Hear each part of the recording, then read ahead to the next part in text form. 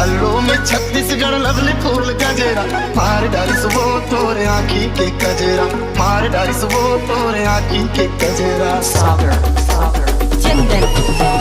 Hello में Chhattisgarh lovely फूल Gajera, hello में छत्तीसगढ़ लवली फूल गजेरा, मार डारिस वो तोरे आँखी के गजेरा, मार डारिस वो तोरे आँखी के गजेरा।